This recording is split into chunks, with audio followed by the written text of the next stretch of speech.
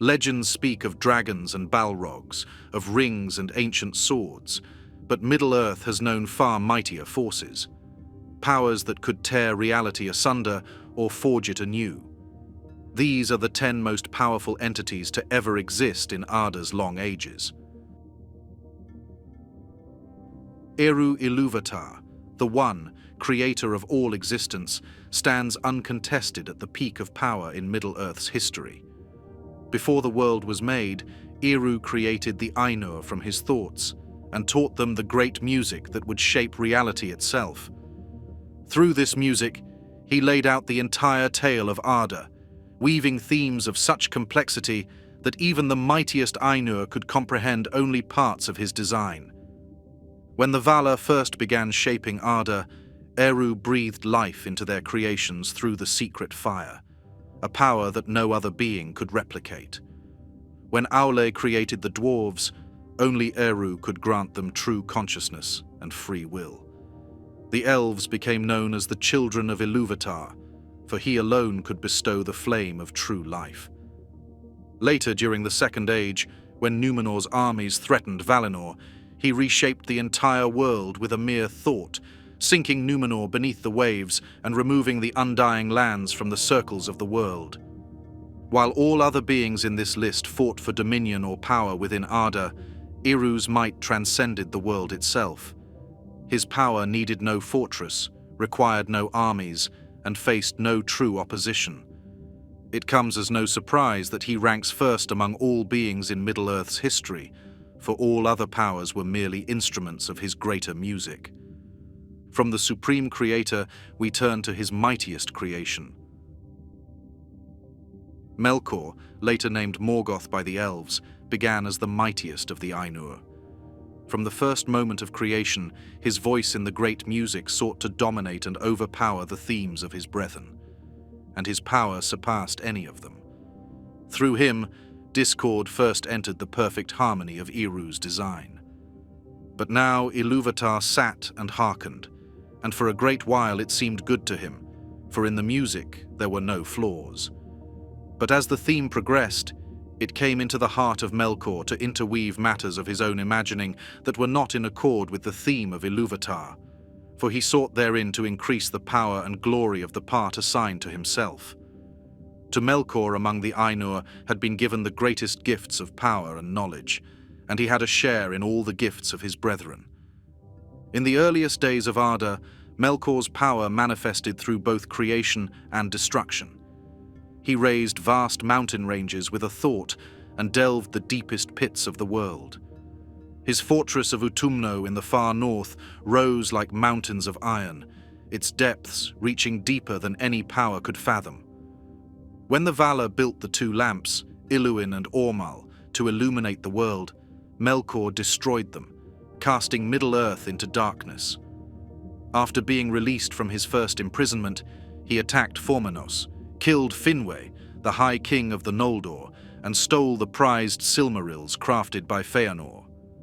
When the Noldor pursued him to Middle-earth, he sent forth armies of orcs and balrogs, sparking the centuries-long War of the Jewels. His reign over Middle-earth eventually reached its terrible height.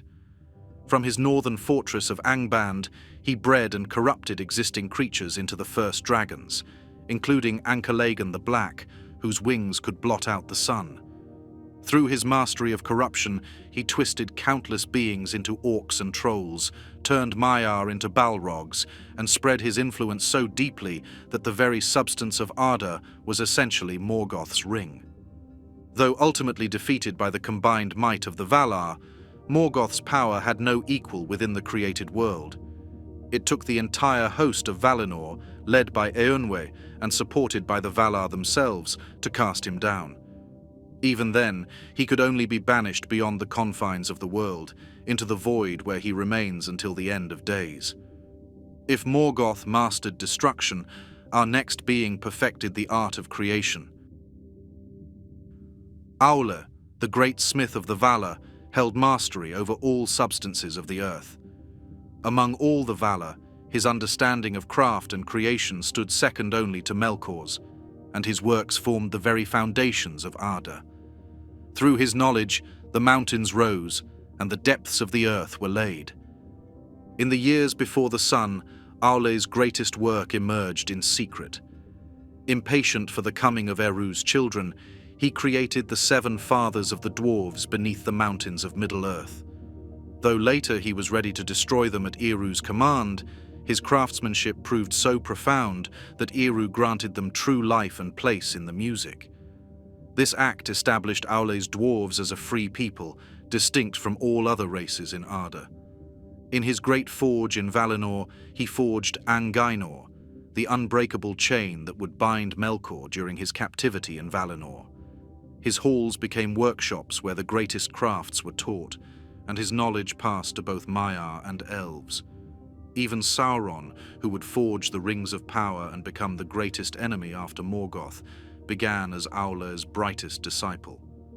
While no other Valar could match his skill in crafting, his influence extended beyond mere creation. The very mountains of Arda bore his signature, the depths of the earth remembered his touch, and every great smith who bent metal to their will drew upon arts first mastered in his forges. From his teachings came the rings of power, the great forges of the dwarves, and the mighty works of Feanor himself. Where Aule's power lay in careful creation, our next being's strength erupted in pure combat. Last of the Valar to enter Arda, Tulkas arrived like a rushing storm into the first great battles, his laughter echoing across newly formed continents.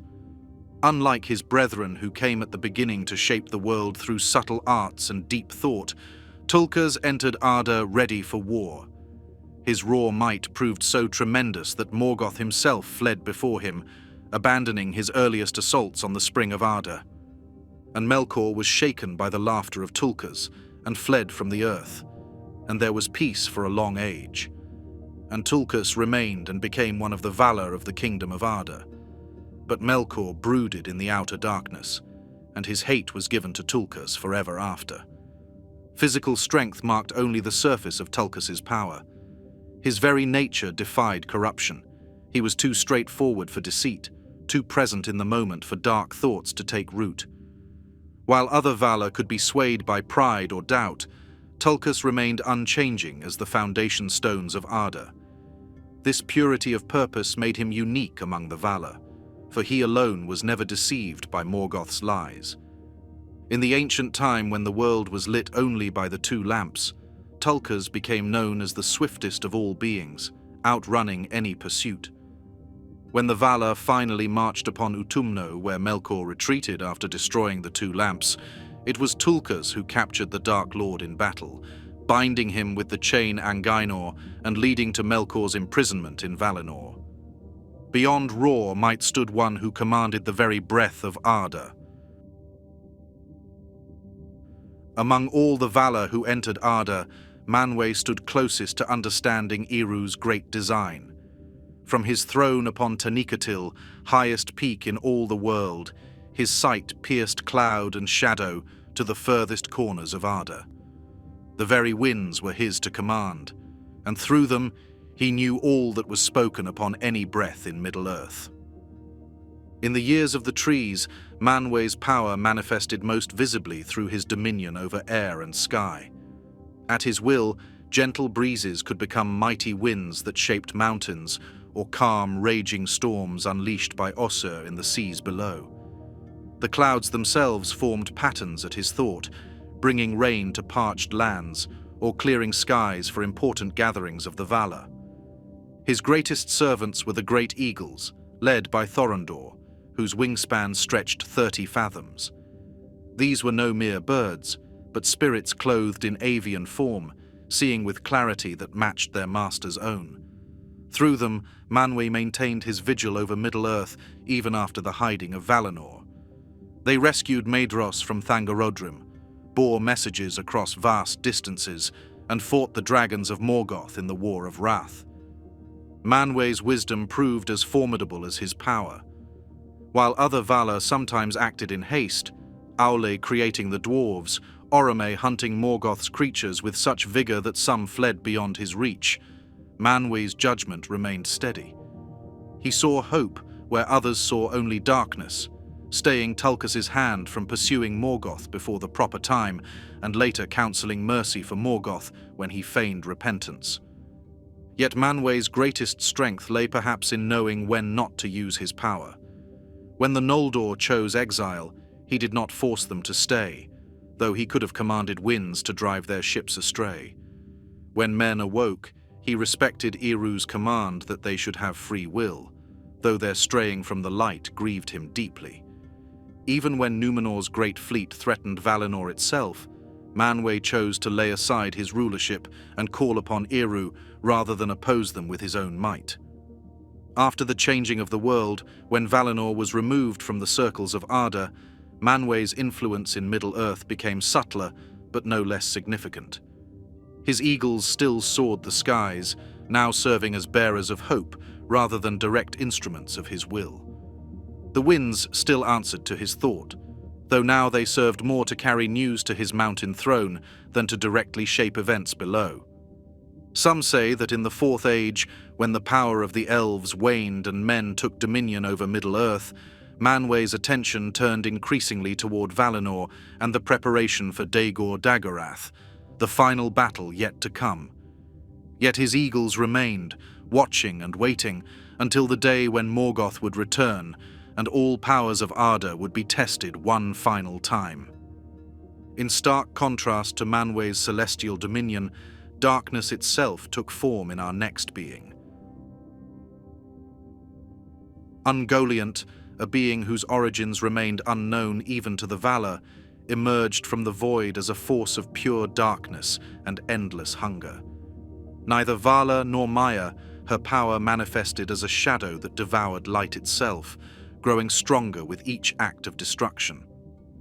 During the darkening of Valinor, allied with Melkor, she drained and destroyed the two trees of Valinor, extinguishing the holy light that had illuminated the blessed realm for ages. After consuming the tree's sap, she grew to such enormous size and power that even Morgoth feared her. When Morgoth refused to share the Silmarils, Ungoliant demonstrated power that even the Dark Lord could not match. She wrapped him in her webs of shadow, and her venom caused him such pain that his cries echoed through the mountains. Only the arrival of his Balrogs saved him from her hunger. But Morgoth would give her no part in the Silmarils. These he named unto himself forever. Thus there befell the first thieves' quarrel, and the fear of Yavanna came not to pass, that the darkness should swallow the last rays of the light. But Ungoliante was wroth, and so great had she become that Morgoth could not master her, and she enmeshed him in her strangling webs, and his dreadful cry echoed through the world. Tales whispered in the south of Middle-earth. She established a realm of impenetrable darkness where no light could penetrate. Though her ultimate fate remained unknown, her offspring, including Shelob, continued to spread terror through the ages. Her power to devour light and create absolute darkness remained unmatched by any other being in Middle-earth. From the devourer of light, we turn to the greatest of the Maiar. Eonwe served as Manwe's herald and stood as the greatest warrior among the Maiar. When the host of Valinor marched against Morgoth in the War of Wrath, Eonwe led armies of Maiar and elves across the sea into Middle-earth. For decades they fought against Morgoth's forces, until at last they breached Angban's defences. After Morgoth's defeat, Eonwe stepped into the ruins of the Dark Fortress and removed the two remaining Silmarils from Morgoth's iron crown. The sons of Feanor, Medros, and Maglor came to his camp seeking the jewels that were their father's work. Yet when faced with Eonwe and the host of Valinor, they turned away. Later, under cover of night, they would steal into the camp and take the Silmarils, but not while Eonwe held them in his keeping. While Eonwe represented pure Valarin might, our next being bridged two realms of power. Luthien, daughter of Melian the Maya and Thingol the Elf King, inherited powers from both Valinor and Middle-earth. Her songs and dances carried enchantments that could destroy fortresses and overcome the strongest of foes. During their quest for the Silmaril, when Beren sought to fulfill his oath to Thingol by claiming a jewel from Morgoth's crown, he was captured by Sauron in the fortress of Tol in Gauhoth. Luthien, with the aid of Huan the Great Hound, came to rescue him. Sauron sent wolves against them, but each one fell to Huan's strength. When Sauron himself came forth, transformed into a great wolf, Luthien cast her cloak before his eyes and used her power to bind him. Defeated, Sauron fled in the form of a vampire, abandoning his fortress.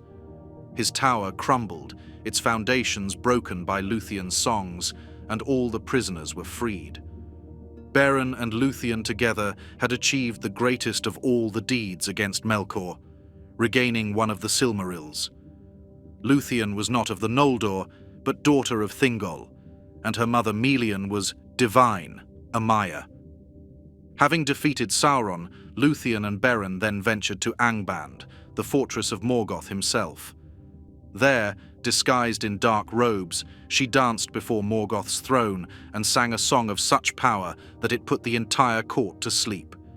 Even Morgoth, mightiest of all beings in Arda, fell under her spell and slept, allowing the theft of a Silmaril from his iron crown.